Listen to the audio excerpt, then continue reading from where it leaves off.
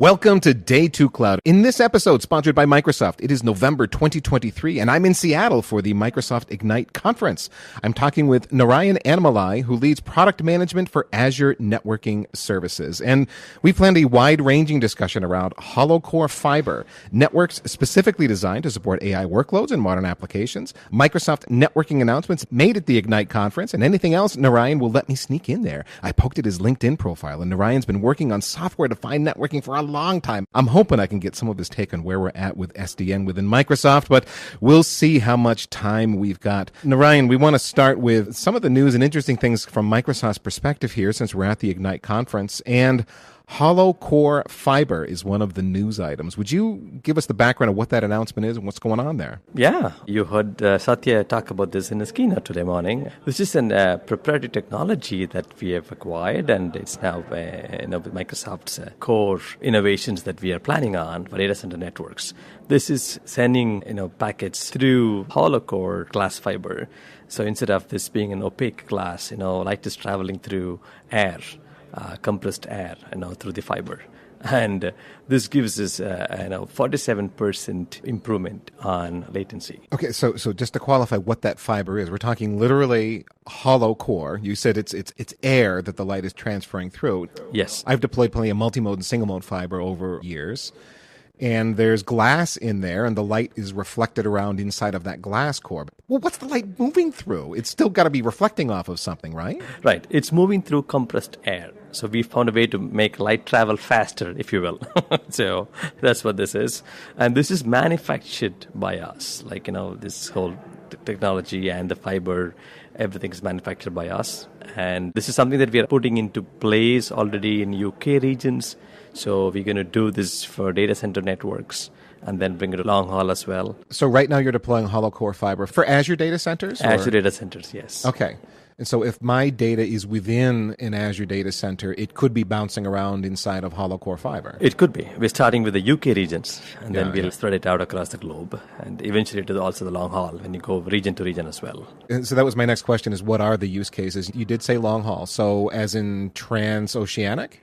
That kind of long haul, or? Yeah, between our regions, Europe West to Europe North, we'll start with shorter distances, then we'll expand it out to longer regions as well. So is the goal to replace existing fiber, or is this just going to be additional fiber that you're laying? It's going to be an additional one that we're going to add on to our existing capacity. Okay, so I do think I missed a detail here on why it's cool technology. We're pushing the signal through compressed air in the hollow of the fiber. But what are the benefits for me? Yeah, the benefits are, number one, latency. So you're going to have lower latency between your virtual machines that's running in a region or region to region. So that's your number one thing. How much lower? 47%, so somewhere around that ballpark. Better. Okay, the speed of light is the speed of light. But again, this goes back to the points you were making earlier. We found a way to make the light move faster through the cable, is what you're saying. Yes. Okay. There's a lot of workloads that are ultra sensitive to latency, which can greatly benefit from this. For most workloads, wouldn't matter, but for some who are really, really chatty and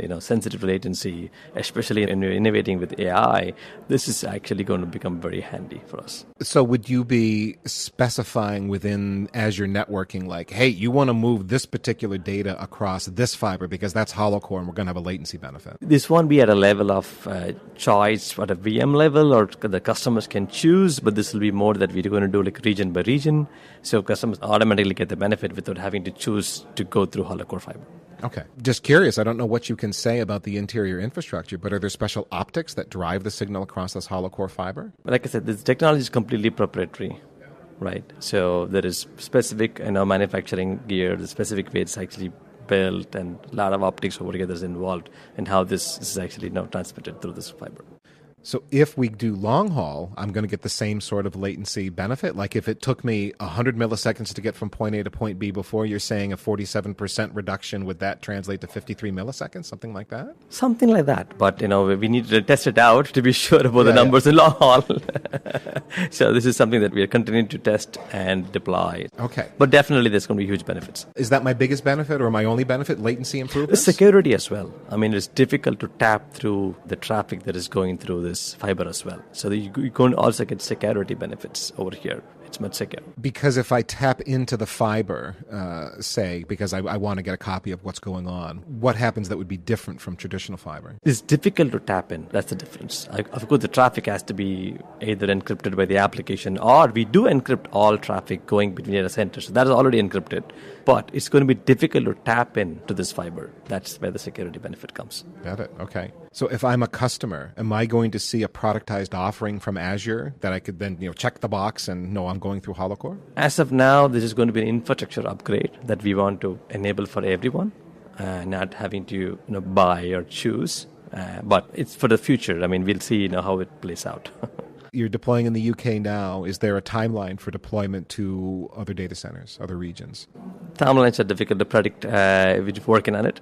So somewhere in the neighborhood of the next 12 months, I would say, we'll have more places. Okay, so this is a big investment on Microsoft's part to make this happen, a big commitment, yeah. So another topic I know we wanted to hit, Narayan, was networks that Microsoft are building to support artificial intelligence workloads. And we talked about this on the Packet Pushers podcast network before. AI workloads are somewhat unique in that you're trying to make sure those very expensive GPUs are never idled because of loss in the network. So if you've got a cluster of GPUs, you need to get the chunk of math problem that they need to be solving. Everyone in the cluster needs to have their chunk of the math problem solved. If one member of the cluster is waiting for the data it's supposed to be getting, everybody's idle, like, come on, man, we're waiting for you, and you don't want that to happen. So there have been several initiatives across the industry to improve data center networking to support these kind of workloads. Yeah. Where's Microsoft at on this? It's a huge priority for us to build the networks to support these workloads, both our first-party workloads as well as future AI workloads, third-party. So when they deploy on our data centers and it comes to our VMs, we want to give direct memory access to the guest in the most efficient way. And we are building these backend networks to be low latency, higher bandwidth, and less loss, data loss. And there are some technology choices that we're making that I cannot talk too much about right now in the podcast. But one of the things that we are focusing on is expanding the scope of these networks, where if it was just, within a cluster, now we're focusing more on cross-cluster so that we can have larger workloads run without a capacity constraint, and all of them can benefit from this high-speed network. So, okay, I'm trying to zoom in. Let's zoom out. The networks that you're building to support these AI workloads, are they going to be like dedicated rack that just have this kind of functionality and are going to be only these specific sort of workloads belong in these racks? Yeah, we're definitely going to have separate GPU racks, which we could offer it to first parties and third parties, so multi-tenant, right? Not to specific ones. But the GPU racks are dedicated for these kind of workloads, yes. So you'll have general purpose, and you'll have storage racks, and you'll have GPU racks. But GPU racks would be for these kind of workloads. You mentioned a little bit earlier that a lot of what Microsoft is doing is might be proprietary. Would there be proprietary magic happening here too? Could be. I mean, I can't be sure about whether anything's proprietary or not. We'll have white papers and whatnot documented. So I don't think there's any big secret here, but there could be parts that, could be proprietary as well. So we'll have racks that are set up with custom Ethernet, high bandwidth Ethernet to support GPU clusters. Yep. And then how does that look to me as a customer? What do I see? So you will opt into this from a different VM SKU standpoint. So if you have AI workloads that you want to run, we'll have for an array of virtual machines with different GPU families that you could opt into so that your workload will go and get deployed into these racks. So from your standpoint, it's a different VM SKU that you're opting into. Of course, you could have these Azure OpenAI service, which is something that you can build on top of. And when you're doing that, that's another way for you to get deployed into these racks as well. But no, we've been talking about artificial intelligence as being the use case here, but is that the only use case? Not necessarily. I mean, I've seen customers use in applications where there's a high processing needs have used GPU as well. I mean, it's not just AI all the time. So you would anticipate customers having an uptake that is beyond. Yeah. Would it be useful for things like just straight up Kubernetes clusters with a lot of microservice deployments where you got a lot of chatter between the microservices? Would it be interesting there? Yeah, it could be. And I've also seen scenarios where media authoring,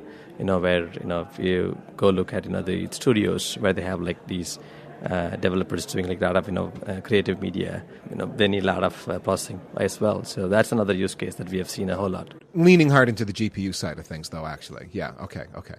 It's less going to be more boring day-to-day compute, and it's definitely going to be leaning Yep. harder into the GPU side That's of true. things. Okay. So then as a customer, I'm opting into those VM types. It so happens that it's going to have an improved low latency, very fast network on the back end, but there's nothing special I have to do to take advantage of that. You just have to opt into those VM SKUs. Are those VM SKUs available today? Yeah, there are some already available today. The GPU ones are available today, and there'll be more of them, and that we'll be offering as well. Okay, more coming. Yep. Very good. Now, here at Ignite, there's been a ton of smaller announcements. I think we hit the really interesting ones, the big, kind of cool, new tech, exciting ones already. But then there's stuff that are going to affect us on operations on a day-to-day basis. Virtual Network Manager is GA now. Talk to us about that. Yeah, so a specific VNet Manager is our way to simplify the network management in Azure. When customers have like a one virtual network or two, they could manage it by themselves, but they have a big deployment. They end up creating many VNets, and they want to connect between these VNets. They want to administer like security policies on this VNet that are consistent, and that's when they look for management solutions like the VNet Manager, which is a very easy to use, API driven, and a great portal experience as well, where you could manage VNets together, and you could have connectivity policies that you can administer on how these VNets connect to one another. And you can also set these policies so that when new VNets come up, they automatically join the group and become a member of this connectivity group. And then admin rules that is got GA today is actually think of your old IT group policy push, where the IT admins can come up with a set of security policies that they want to be implemented or deployed across their network estate. And that's what admin rules gives you. So once you configure these rules, then you can put it on a group of VNets, and then it'll automatically get applied, and no one would be able to bypass those rules. So that's got GA today. So hierarchically, those rules are going to get evaluated and enforced first, below anything that might be applied to a specific VNet. Exactly. Yeah. Okay. Before you do NSG rules on the subnet level or NSG rules on the NIC level, before any of these things, your administrator rules will get applied first, and something that you cannot, like the admin of the VM cannot override. And so you said that's GA now, so that's available to me today. I can hop into to Azure and see that functionality exists. Okay. Yep. Excellent. Yeah. Another one, there's a tech preview of an IPAM function that you bring into VNet Manager. There's been a long ask from our customers asking us for help to manage their IP address estate. Many of them are just still using Excel to note down what IP prefixes they use where, and they always sometimes end up creating IPs that are overlapping in different VNets. Then they figure out they cannot now peer them or connect between them. So this has been a long request they've been asking. So we're doing a tech preview. It's available only in VNet Manager, where you could sign up to manage your IP address space. Now, what you could do is you could assign a big lot, and then you could start drawing from it and then use it in Azure. But you can also take some islands of it and then say you're marking it up for outside use, like it could be on premises or other clouds.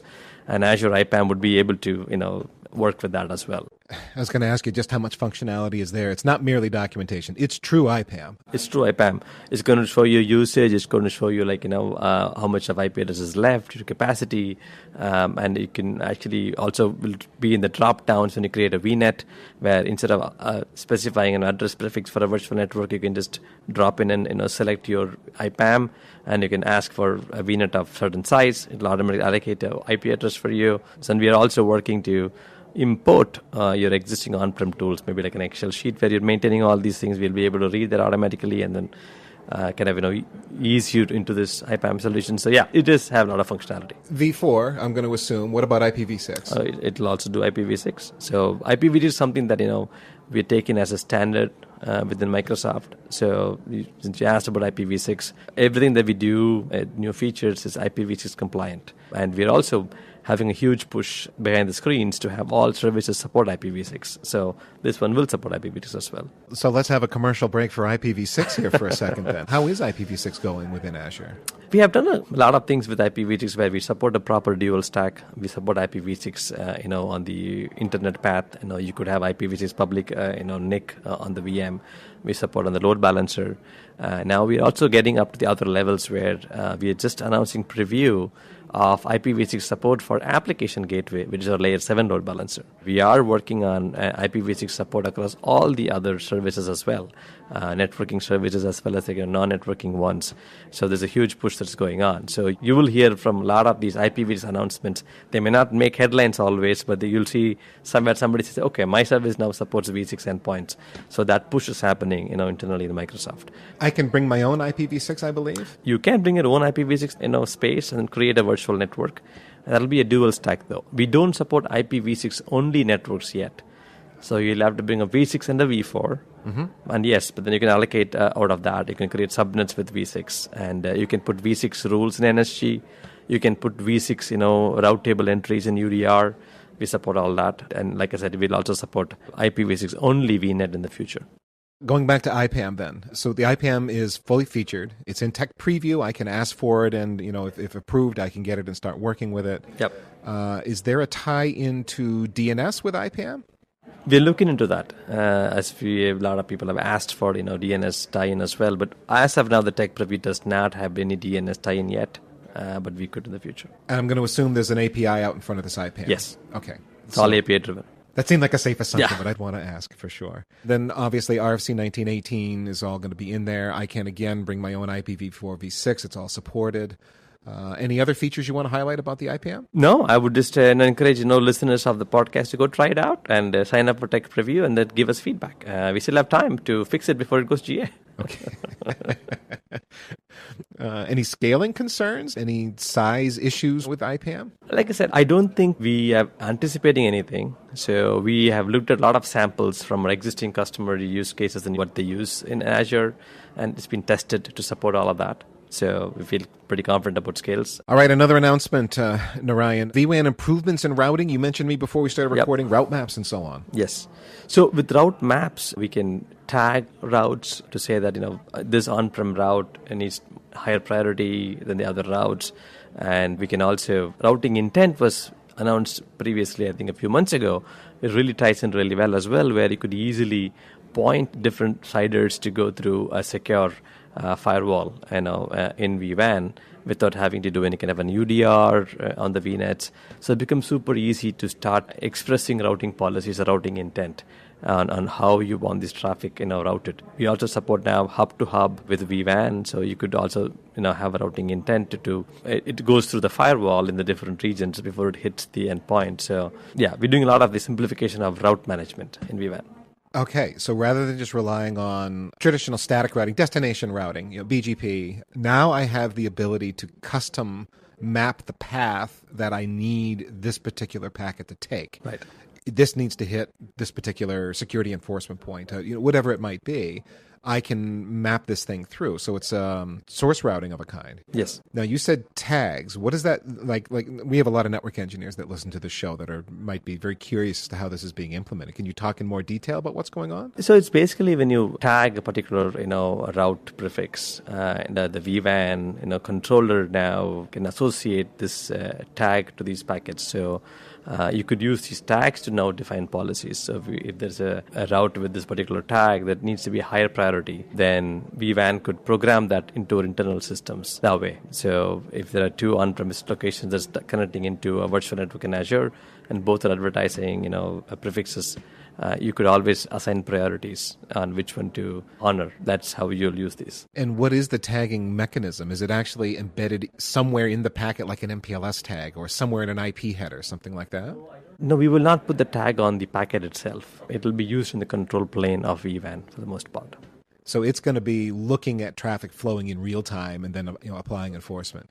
Interesting the way you chose to do that, in that there are a bunch of tagging schemes that are going now, and they all have their advantages and disadvantages to solve this sort of a problem. Right. But you're looking at it at a higher level, again, within the control plane as traffic is flowing by, but not embedding any kind of state into the packet itself. That's true. Yeah. Okay. That is true. So what are the use cases that you expect? You mentioned security is the obvious one. What else? I think it's ease of flexibility in how you route the packets. So it becomes very complex to manage because sometimes one VNet shouldn't be talking to the other VNet. But when you just put them on a vWAN hub, by default, everyone can talk to everyone. So if you want to have these isolations or if you want to have the specific traffic take a different path, maybe not just a security device, maybe it's also another logging device or whatever for observability. You're able to kind of chain this easily, which otherwise is a difficult problem. So it's a visibility fabric sort of application. That's a use case there. It's security, but microsegmentation even feels like you could get kind of crazy with it. Really, that east-west control if you wanted. Yeah, I think vWAN does give you a lot of east-west control, but it's still at an IP prefix level, not at an application level where folks with microsegmentation would think, application level tagging, where they tag their workloads and they want to express policies from those kind of tags that is assigned to microservices or VMs or applications. This is more on the route tags and not that one. So that's where the difference is. Yeah, so there's somewhat less granularity there then. There's an administration overhead to this as well. So if you're not doing it programmatically and you're writing policies by hand to accomplish certain things that could get, if you're trying to get down to a microservices or microsegmentation level, that would be pretty tedious. So you'd want to be thoughtful, I think is the right thing to say about how you use this particular feature. Yeah. Okay, so is that another GA feature or is that coming soon? Routing map is a preview, not a GA today. So another feature, Narayan, you said something called Bastion or Developers Queue. Walk us through that. Yeah, we are previewing the Bastion Developers Queue. So today in Azure, we have a Bastion service, which you could use to RDP or SSH into your VMs. Like a jump box. Jump box. Okay. Perfect. So that you don't have to provide a public IP address on your VM, right? There's a lot of these attacks on passwords and whatnot, and then they break into your VMs. And we like people not to have a public IP address just for RDP purposes. That's why we built the Bastion, right? So that's a service that you can use. But that's a kind of a paid service. You deploy into a virtual network, and then you can use it on all the VMs in your VNet. Now we're coming out with Bastion Developers Queue, which is easy to use. It's there by default. You don't have to really deploy a service to use this. And it will be available to you in Portal. When you hit connect on a VM, it'll use the Bastion developer queue or the Bastion service behind the screens to take you right into the VM without you having to deploy a Bastion service. So we are deploying a multi-tenant Bastion service, if you will, to allow for RDP association into the VMs without asking users to have a public IP address. But again, it's a feature that's just going to be there, it sounds like. I don't have to turn this on. I don't have to configure anything. Nope. It's just magic that's going to work for me. It's going to be there. We call this secure by default. We want to actually move to secure by default kind of primitives where when you deploy a VM, we do not want to give that VM a public IP address by default. We encourage customers not to give public IP by default. And many customers today give that VM a public IP address just so that they can RDP or SSH. And now we are saying you don't need to. We'll give you a Bastion service that is multi-tenant from Azure infrastructure. You can just use that to just go into your VM and not have to have public IP. Do I have to hit some sort of an Azure GUI to enable this? So we are going to have also a CLI version for it so that you can actually use CLI to get there. But definitely there'll be Portal UI. So that from the Portal Blade, you can have a connect button that takes you to this. But you can also do it through Terraform or CLI. And this exists today? We're announcing preview. Announcing preview. Okay. All right, yet another one we wanted to talk about were scalable express route gateways. Yeah, so with the express route gateways, we are moving into a model where you don't have to worry about the number of instances of express route gateway that you have from a capacity standpoint. If you can tell us the min capacity and max capacity that you want to push through the express route gateway, Azure control plane will automatically, adjust the number of instances of express route gateway that is required to support the scale. So through this, you can say, I want to push 40 gigs through my express route circuit. Maybe you bought a express route, 100 gig circuit, and you're saying that's what you want to push through. We will adjust the size of it based on the traffic that we see. So all we really need from you is, okay, what's the max and what's the min? And then we could take care of the number of instances over here. So it's scalable, but it sounds elastic? It is elastic. So it's going to be as big as I need it to be. Exactly. And I don't have to worry about standing up a different gateway that's at the larger size. It's just going to be, it's going to grow and shrink as I need it. It's going to grow and shrink as it needed. And that's what we do with our firewall, by the way. So there's a similar kind of a concept that we do with firewall as well. You never deploy a number of instances of a firewall. You only pay for the firewall service. We shrink and grow. This is very similar to that. That was a lot of announcements. We just went through a lot of stuff in a hurry. Are there any ones that we missed that you wanted to talk about? There's one thing, though, that along the lines of secure by default, because this is an initiative that we are starting, and we talked about the Bastion Developers Queue. The other thing that we are also previewing is called a private subnet. So Azure has always provided default internet access or default outbound internet access for any VNet or subnet that you create or VM that you create. But now we're announcing a feature where you could ask for a private subnet, where by default we will not give you outbound internet access on this particular subnet for security reasons. You could attach an NAT gateway to it so that you can go out, but by default there will be no internet connection, for you to go out. So again, it goes with the secure by default kind of a theme where we want to introduce many of these primitives so that we can by default start secure. That's less of a new feature and more of a change in the default posture when you deploy. But it's still an option thing, though, because we don't want to surprise customers by not doing it by default. It's an option that they can opt into, and then we can provide it that way. Okay. Well, we got some time left in the podcast, Narayan. I know you're speaking on behalf of Microsoft, but I know your background goes very deep on software-defined networking and so on, which is a topic that we follow very closely on the Packet Pushers Podcast Network and on Day 2 Cloud. It's come up an awful lot. As you've followed SDN and its evolution over the years, how has Microsoft been adopting SDN? Is there a lot of that actually happening internally behind the scenes? So SDN is a core to our networking within data centers, right? I think we started with the right architecture where we had like different layers that we could scale at will. I would say the management plane, the control plane, and the data plane. The management plane is all of the APIs that you see that users can call into, and that can be scaled independently, totally independent of the management control plane or the data plane.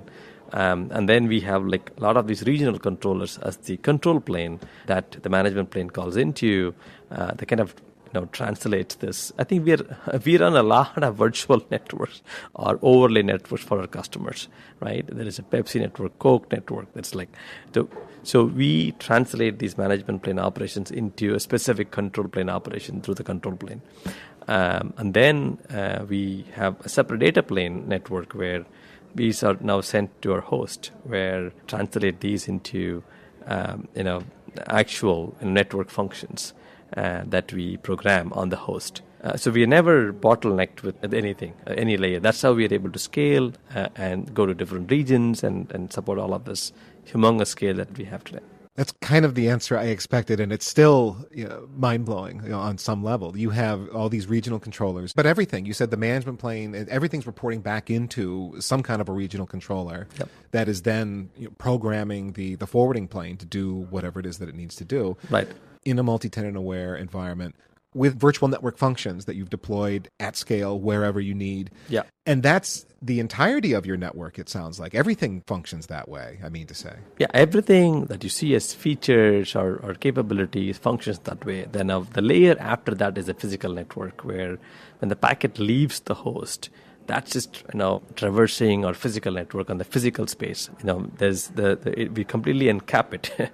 Outside is all physical network. The virtual packets or virtual IPs are inside, and our routers never see them. They all route based on physical IP addresses. That's a physical data center network, and then it goes to the WAN and whatnot. But the beauty is, in the virtual network space, there is no scale limitations or bottleneck or choke points because it's completely distributed. It's the action happens on every host, and then the hosts are programmed by the controllers, the regional controllers, which can scale independently. So if I have to bring up a VNet with 1,000 VMs, and the next day I want to scale it up to 10,000 VMs, I have no issues. I just have to now program, maybe 1,000 more nodes, but it just goes from top to bottom. I'm not bringing in any hardware. I'm not bringing in any gateway. I'm not sending packets through a particular choke point.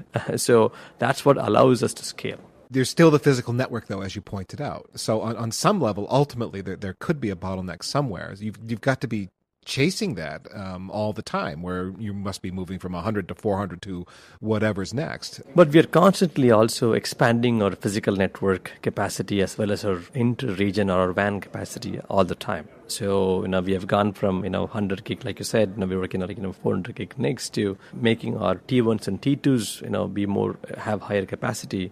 They're redundant. So we over-provision them. We don't run them at full capacity. So the physical network, has a lot of capacity that it can shuttle traffic back and forth, within the clusters and whatnot. Same with our WAN. We're constantly, buying and expanding our circuits and our fiber paths So, we always keep on top of it. What kind of growth and capacity do you have to plan for? We are always ahead of the capacity planning. We never let it run hot. Let me just put it that way. Mostly it's redundant as well. There are a lot of redundant paths because we optimize for path going down and not having any impact to the customer more than trying to fill the capacity. So there are a lot of redundant paths. They may run hot, but there are many redundant paths in our network.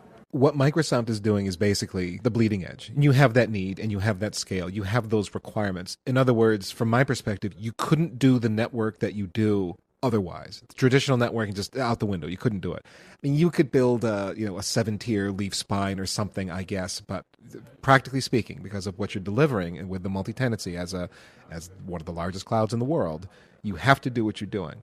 There are a lot of what I would call traditional old school network engineers, the CLI jockeys, those of us that grew up cutting our teeth at the CLI, writing router, BGP, AS number, and then, putting in address families and making things happen by hand artisanally, one device at a time. Right. And the world Microsoft is in is foreign to us because we don't operate at that scale, let's say. Right.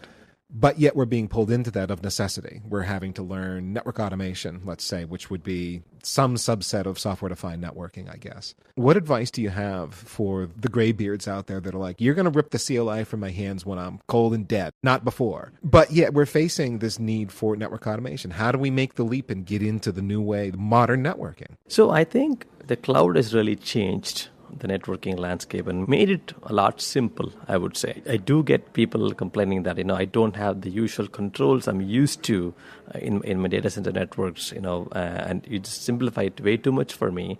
But I think that's the balance that we are trying to strike as well. I think everything is programmatic. I think that you want to let go and then have the controllers handle for you. And, programming an ACL or programming a route becomes just an API call. I think that's it. It's a new thing where you just have to accept. But the good thing is, there is a lot of observability improvements that we have to make. I think sometimes the issue is not so much so about people not trusting it. They just don't see it and they cannot verify it. And that makes them a bit not sure about it, right? Like, for example, if you're doing everything on your own, you can go into any particular system and ask for, give me the route map over here or give me the ACL. You can just draw it out on the particular endpoint and validate and verify. But in the cloud network, people feel that, I just don't have the control. I don't know which packet is going where. I didn't program it myself. So what we have to do, I think in the cloud networking is provide more visibility, provide more observability, provide more controls. So that is easy for the old networking architects to feel comfortable about and give them the troubleshooting tools as well. Old. That's harsh. Experienced networking architects. So you hit on something that I think is important. There is an element to programmatic networking where you need to let go a bit and just trust the process. You're going to get the result that you're looking for. You didn't name things the way you would have named them. And there may be some other details that if you were writing the code yourself, you would have put these little things in that would make you happy. It doesn't mean the job's not getting done. That is true. It is getting done. But like I said, what we really have to improve, and this is something that in the cloud, people like me have the responsibility to do, is ensure we are able to provide that observability back to the users.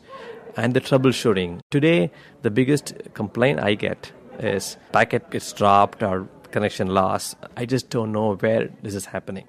I have no clue. There is a black box for me. I'm here. If it were my network, I would have had many tools I could have employed and found out.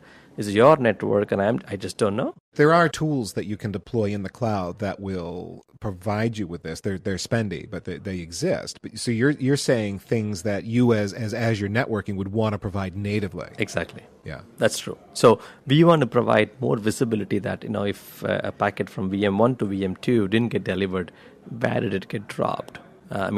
Can you re-simulate a packet and see what path would it take? We are doing a lot of things on this front, giving you a lot of simulation data and whatnot, but this is where I think we could do better. This is where you can see advancements coming. As unlikely as it would be because of how you guys do capacity. If it is dropped between VM1 and VM2, and it's not a software thing, it's not like it got dropped by an ACL, it actually got dropped down the physical layer maybe. Maybe there's a failing optic inside the Azure network. Yeah. Would there be a way that you could share telemetry in a safe multi-tenant way?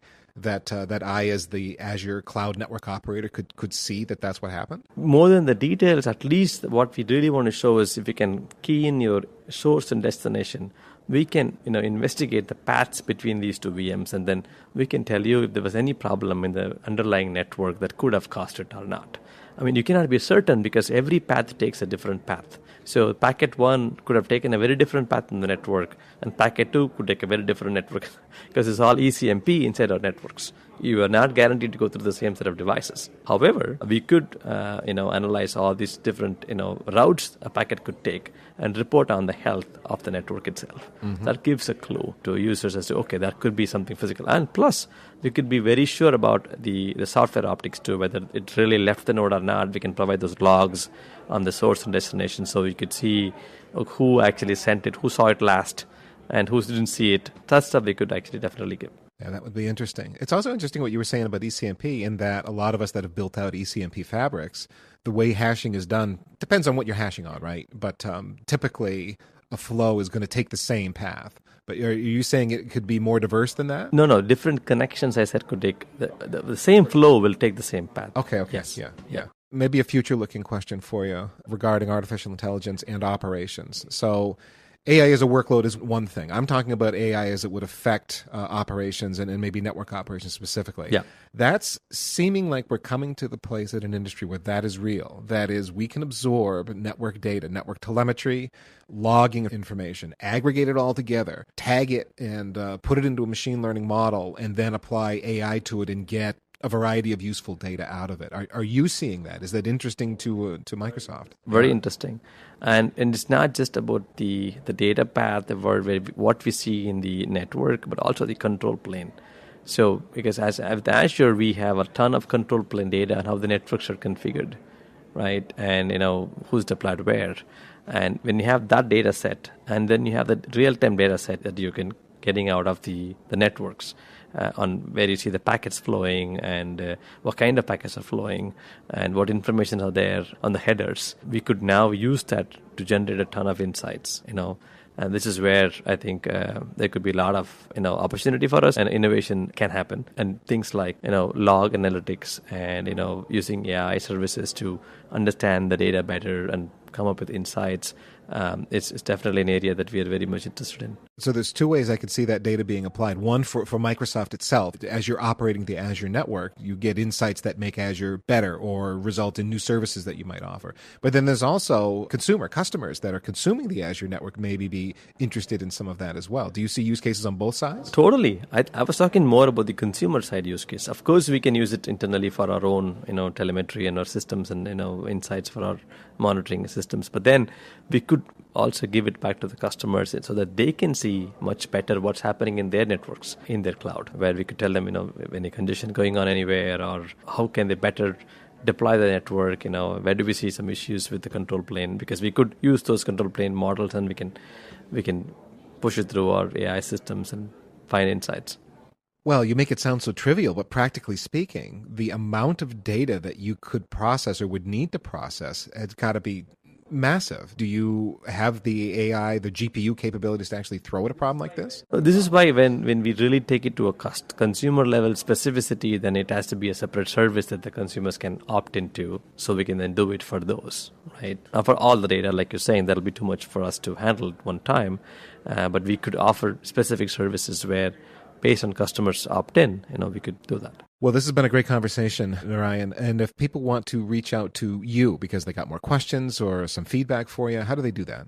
Yeah, I think my Twitter handle is something that I gave, so you can tag that along. Or my LinkedIn profile as well is there. So those are good places for anyone to reach me. Okay. And if there's people that want to just investigate what's going on with Azure networking, maybe catch up with some of the announcements that are here at the Ignite 2023 show, any recommendations for them? Yeah, there are. We did a product roundtable today where we had a lot of these announcements in a deck. I'm sure that'll get sent out. People can get a hold of that, and we will have blogs in the future to recap what announced in Ignite. So that's another way. But always LinkedIn is another good option as well to reach out if they have any specific questions. Okay, very good. And if you're listening to this, there's an Azure updates page that includes an RSS feed if you wanted to catch all the latest announcements coming out about Azure broadly, including several of the announcements that Narayan and I talked about today. There is, of course, the Azure blog, and there's lots more detail within those blog posts explaining how these different services work, that if you're an engineer and you're curious, that's the place to go find out some more detail. And my thanks to Microsoft for sponsoring today's episode, and to Narayan for appearing on Day 2 Cloud. But to you out there listening, you are the most important part of this podcast. Seriously, virtual high fives to you for tuning in, you awesome human. And if you have suggestions for future shows, hey, you could hit me up on LinkedIn. I'm there. You can find me if you search for Ethan Banks, and I am happy to connect with you. And if you like engineering-oriented shows like this one, visit packetpushers.net/subscribe. All of our podcasts, newsletters, and websites are there. It's all nerdy content designed for your professional career development. Our lineup of podcasts these days includes Heavy Networking, Kubernetes Unpacked, Heavy Wireless, Network Break, Heavy Strategy, IPv6 Buzz, and of course the show you're listening to right now, Day 2 Cloud. We offer even more than that, though. Newsletters, a 100% free Slack group, engineering blog posts, industry news coverage, and there's even more stuff. There really is if you dig around. Packetpushers.net, once again, for all of those things. And until then, just remember, cloud is what happens while IT is making other plans.